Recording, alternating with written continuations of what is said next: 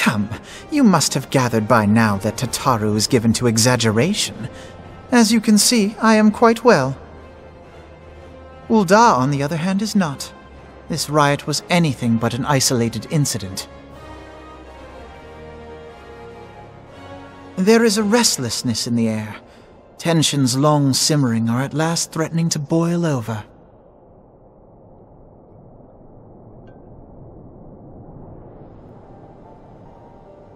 Ul'dah is a nation infamous for the great disparity between the wealthy and the poor. The majority of the populace accepts this state of affairs because they believe that every man bears responsibility for his own lot in life.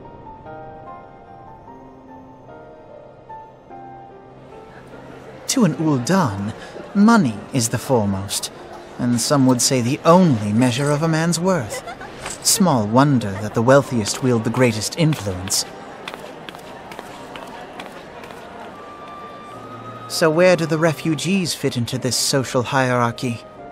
What place is there for those who fled Alamigo and the destruction of the Calamity? Plainly, there is none. They have no wealth, no power, and no worth. To the Ul'dah way of thinking, they may as well not exist.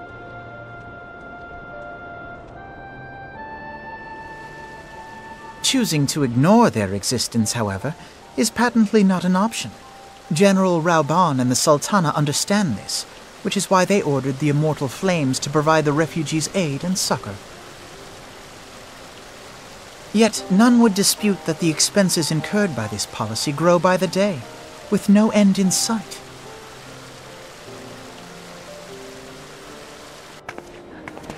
This has prompted more and more Ul'dahs to question their obligation to aid these worthless wanderers, while more and more refugees have come to resent their treatment at the hands of the sneering citizenry.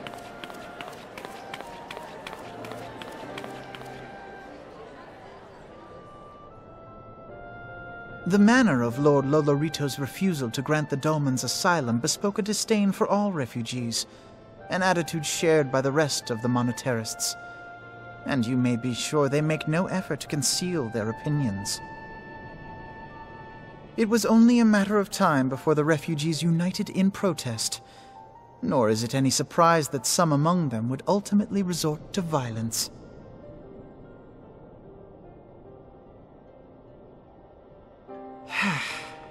That the immortal flames should choose this of all occasions to engage in joint training exercises with the other Grand Companies. By the time they return, the situation may well have deteriorated beyond mending.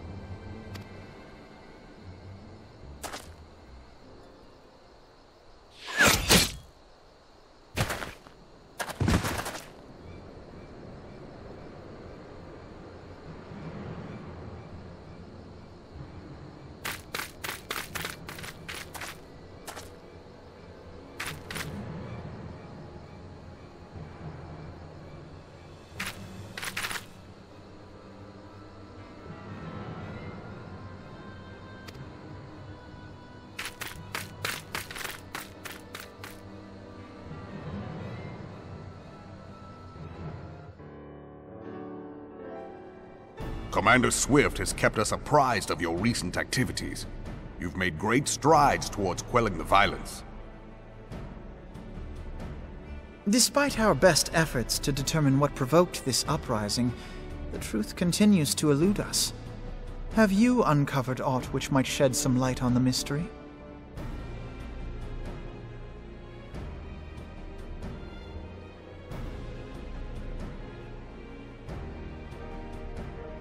This information does not leave this room. The Syndicate's decision to reject the Doman refugees' appeal for asylum had lasting repercussions. A number of those displaced by the calamity claimed it was proof of a policy of discrimination. Together with a group of Alamegan refugees, they organized a series of demonstrations to protest against the Sultanate. Demonstrations which became heated, but did not descend into violence. Until a certain incident served as a call to arms. A unit of brass blades sent to supervise a demonstration loosed arrows upon unarmed protesters. It was this atrocity which prompted the refugees to take up arms. I need not tell you what followed. We assumed at first that the attack was born of a miscommunication. When emotions run high, they happen. But suspicions were raised regarding the unit's commanding officer, whom I ordered interrogated.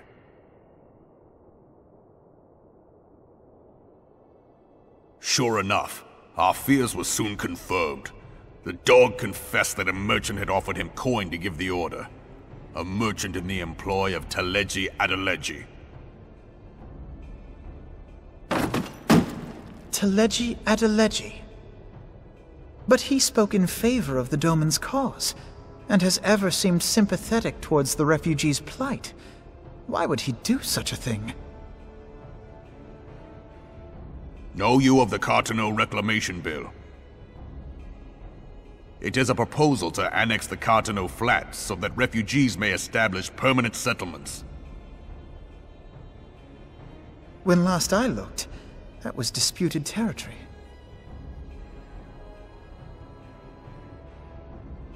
Aye. Some might even call it a battlefield.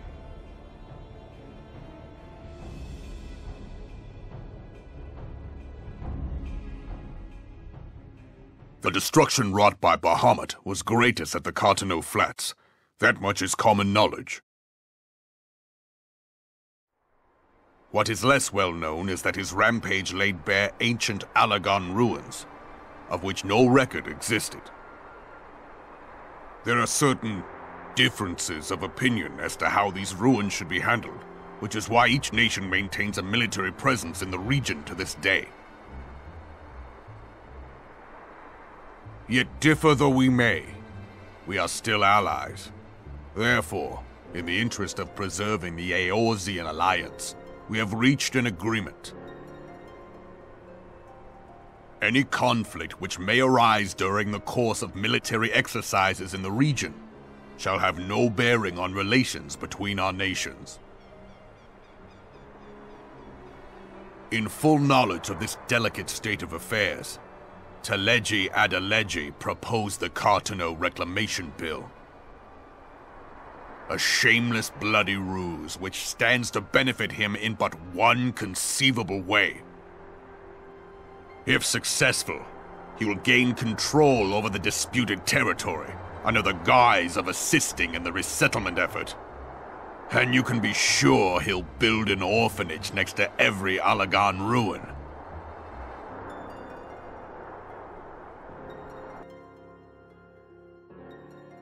The man would threaten the unity of the Eorzean alliance and risk countless lives for personal gain.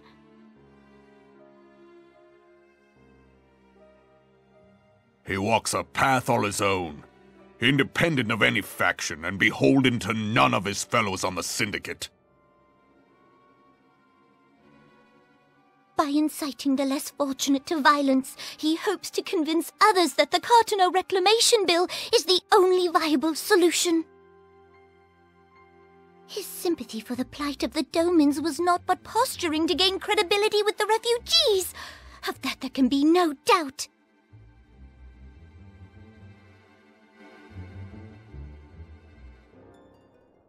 Forgive me, but what could possibly motivate Teledji Adeledji to go to such lengths? What is so special about these ruins that he would risk his position on the Syndicate, and, most likely, charges of treason against the Sultanate? Omega. Pardon?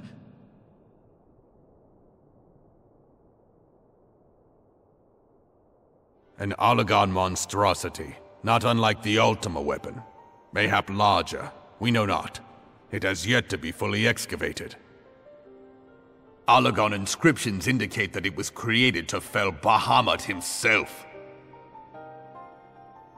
If accurate, it might explain why Nail Van Darnus chose to bring the Red Moon down upon the Carteneau Flats. Given the ends he went to ensure Eorzea's annihilation, destroying the one weapon which could stay the Elder Primal may well have seemed like good sense. When first I bore witness to the power of the Ultima weapon, I doubted the evidence of my senses. And now you tell me there is another such weapon, one which could contend with Bahamut. Bahamut! Aye, we were skeptical ourselves. Truth be told, until the Ultima weapon's existence came to light, we thought the inscription had been mistranslated. At present, Omega is more akin to a fossil than a tool of war, having long since ceased to function. As such, its true potential cannot accurately be gauged. However, if someone were to restore it, as the Garleans did the Ultima weapon, I have little doubt that he would wield untold power. Power enough to subjugate Ul'dah like as not, and the rest of Eorzea besides, which is doubtless why Teledji Adeledji yearns to have it. That he should aspire to world domination. He who has ever walked 2 paces behind Lord Lolorito in matters of commerce. 'Tis in acknowledgement of his own limitations that he seeks this power. Woe betide us all should we allow him to have it.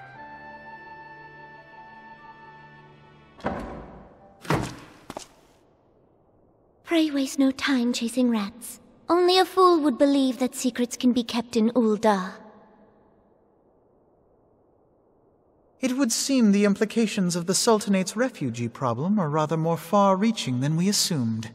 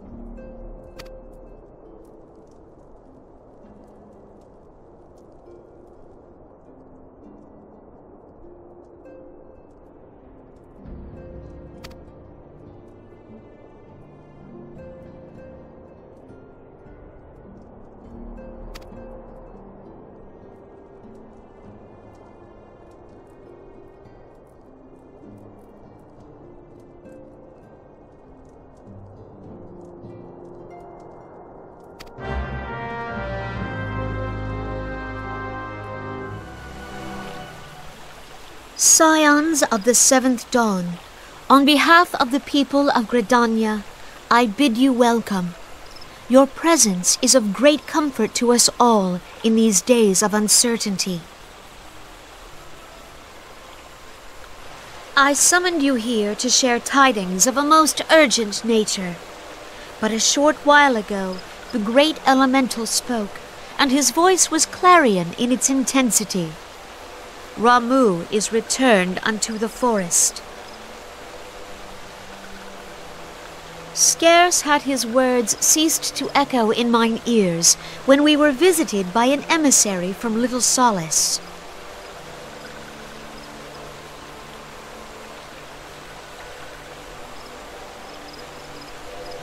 Our guest informs us that the sylphs too have sensed the presence of the Lord of Levin. Though his exact whereabouts remain unknown, we may safely assume that the primal was summoned within the heart of the Sylphlands.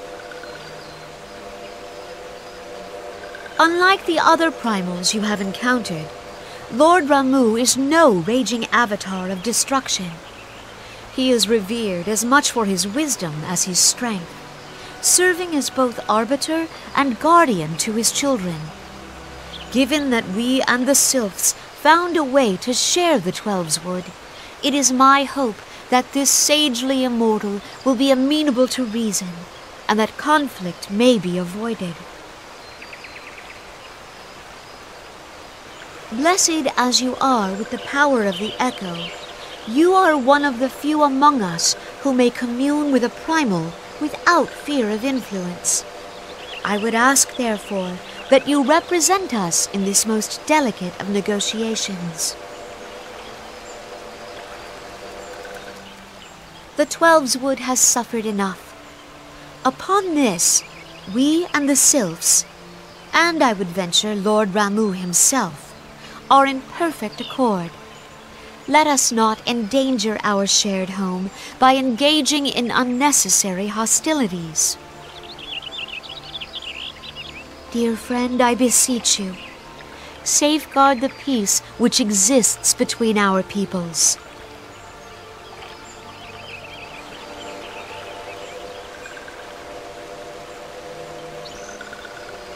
You have my thanks.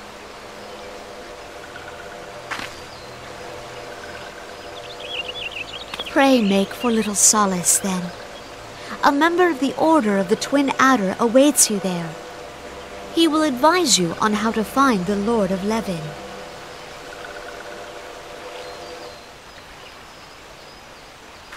An ill wind blows through the forest. Yet, it is not only the Twelveswood that flinches at its coming. All the land's Veorzia shiver in dread anticipation. Have care.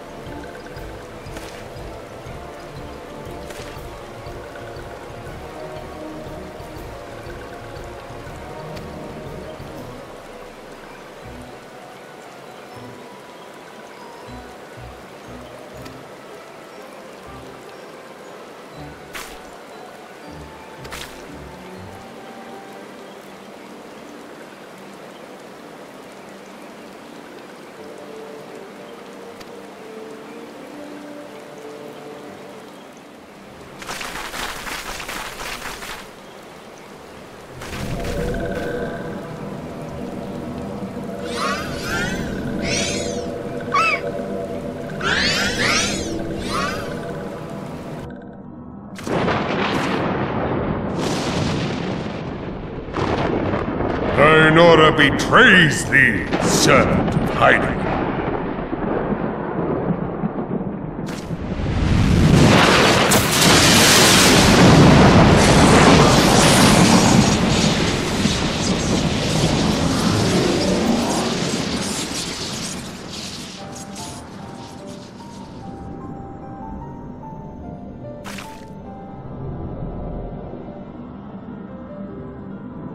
Thou art the bringer of light, bane of Ifrit, Titan, Garuda, and Leviathan.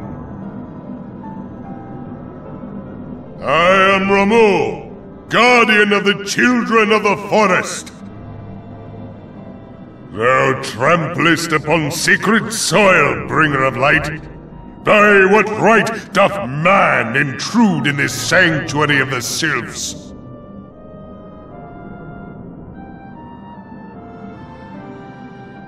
The Gridanians proffer peace? Their words are born of delusion, thine offer an insult.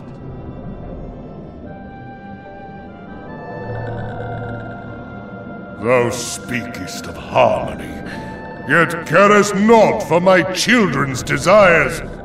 They did but wish to dwell beneath these boughs in solitude, yet even that was too much to ask of man.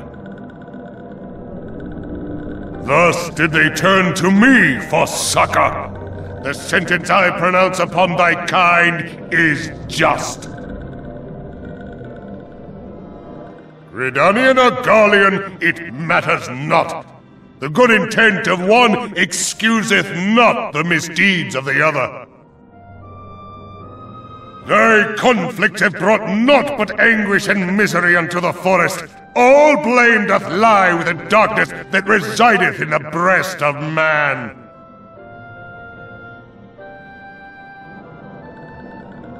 Whence sprung this calamitous seed?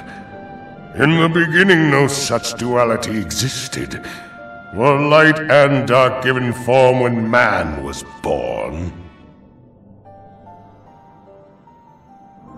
It would explain much, not least why strife and sorrow follow ever in thy wake. Thou canst not deny the urgings of thine own nature. Knowing that thy mere presence here portendeth tragedy, wilt thou persist in this pretense of peacemaking?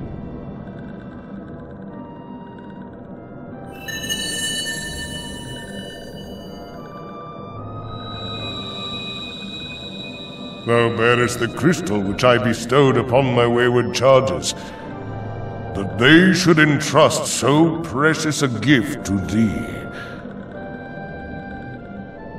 Thou standest apart from thy kin. Thou art the bringer of light, aye, but there is something more in thee.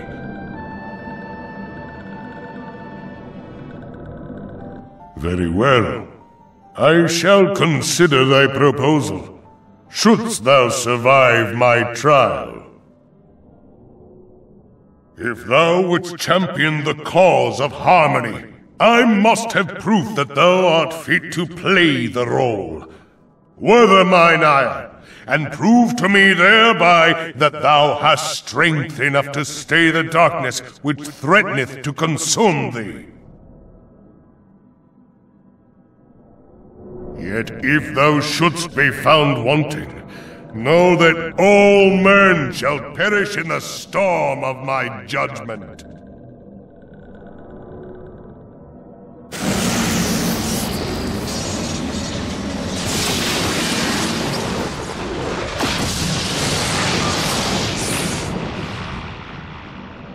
Come to me, bringer of light.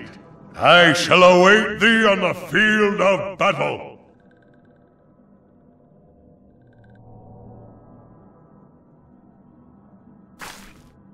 Urianger, it is rare indeed to find you so far from a tome.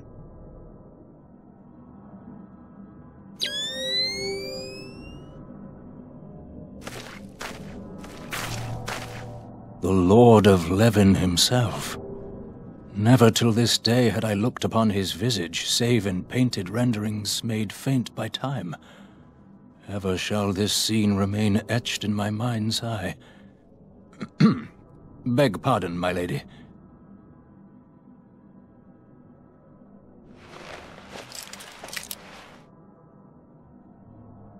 I must beg thine aid on a point of research. If thou art resolved to face Lord Ramuh, I would ask thy leave to observe the event.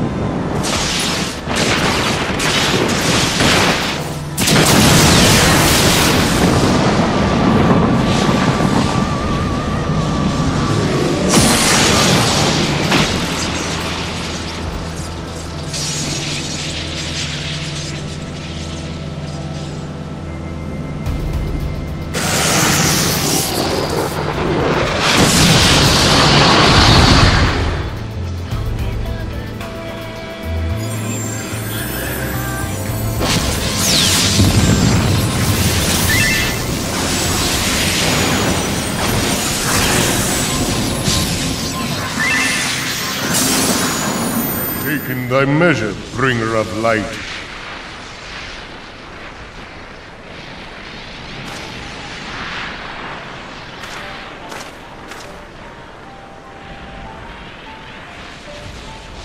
And I judge thee a worthy champion. The task of excising the sin that hath taken root in man's heart is thine. Shrink not from employing thy strength in service to the forest and the wider realm beyond. Like hungering shadows do the enemies of harmony gather, and meekness will but feed them. If man is to be delivered from the dark, it shall be by thy guiding light alone.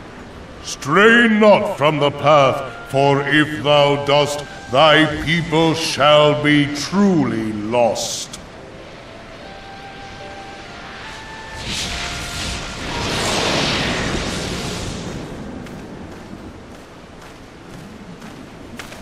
Thou hast slain the Lord of Levin. A regrettable act, but a necessary one.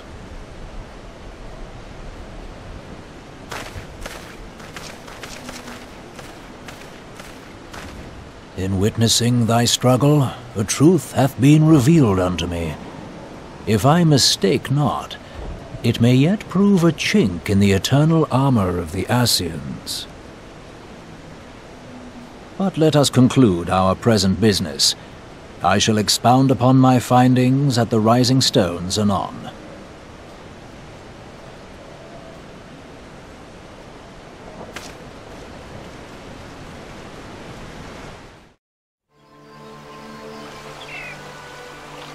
You are returned to us, dear friend, and none the worse for bearing the heavy burden which I did press upon you. Most glad am I of this. I am informed that your efforts to negotiate a peace with Lord Ramuh ended in conflict. Pray tell me, what befell?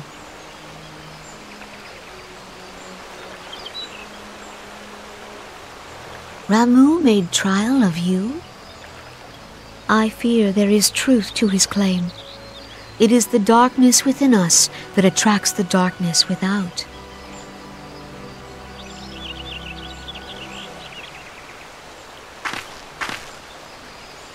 It cannot be denied that misfortune follows man.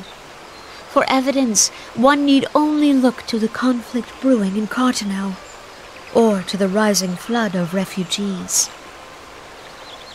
Our shared struggle against the Empire should have served to seal our union.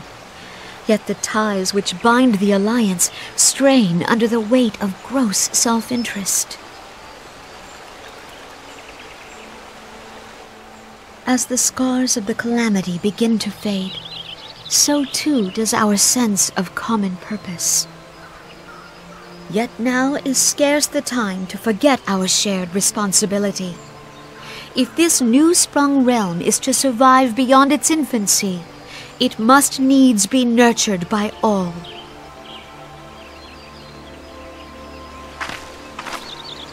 Eorzea must be as one, yet I fear that dream is still far off.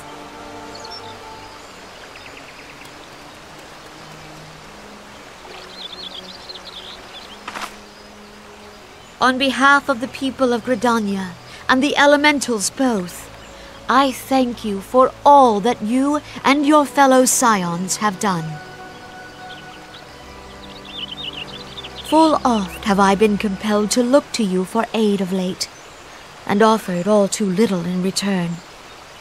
As leader of this nation, I shall endeavor to prove a more worthy ally to your cause henceforth.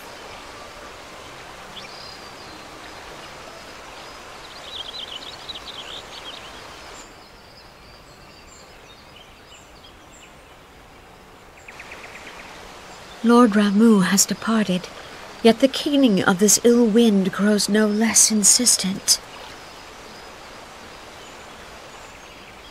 Voices of the forest, pray speak and I shall listen. What unseen evil begets this unease in my heart?